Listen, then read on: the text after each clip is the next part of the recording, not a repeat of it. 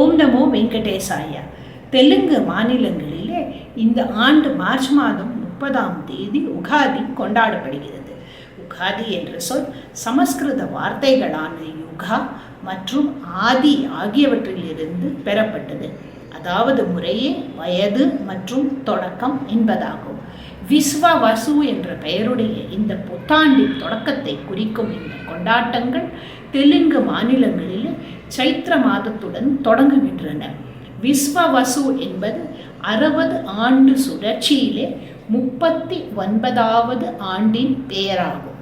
இந்த புனித நன்னாளிலே திருமலையிலே உள்ள ஸ்ரீவாரி கோவிலிலே உகாதி ஆஸ்தானம் அனுசரிக்கப்படுகிறது.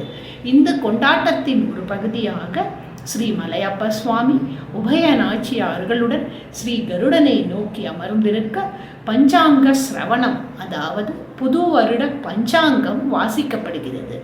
இந்த புனித நிகழ்வு உகாதி ஆஸ்தானம் என்று அழைக்கப்படுகிறது. இந்த நன்னாளிலே உகாதி பச்சடி என்கின்ற சிறப்பான உணவு தயாரிக்கப்படுகிறது. இது ஒரு ஆரோக்கியமான சமைக்கப்படாத ஒரு உணவாகும். இது சுவையானது மட்டுமல்ல, சாப்பிடுவதற்கு மங்களகரமானதாகவும் கருதப்படுகிறது. இந்த தனித்துவமான உணவிலே 6 தனித்துவமான சுவைகள் உள்ளன.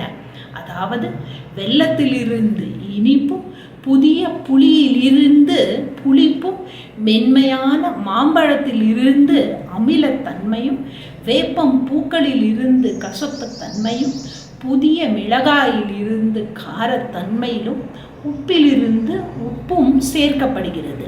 இந்த 6 சுவைகளும் மனித வாழ்க்கையின் சாரத்தை அடையாளப்படுத்துகின்றன. அவை துக்கம், மீள்தன்மை, நம்பிக்கை, தைரியம், மகிழ்ச்சி மற்றும் உற்சாகம் ஆகியவற்றின் கலவையை குறிக்கின்றன.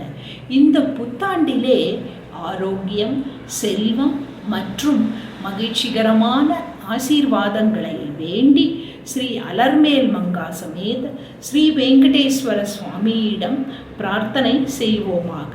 అందరికీ உகாதி சுபாகாங்ஷலு. அனைவருக்கும் இனிய உகாதி நல்வாழ்த்துக்கள். ஓம் நமோ வெங்கடேசாய.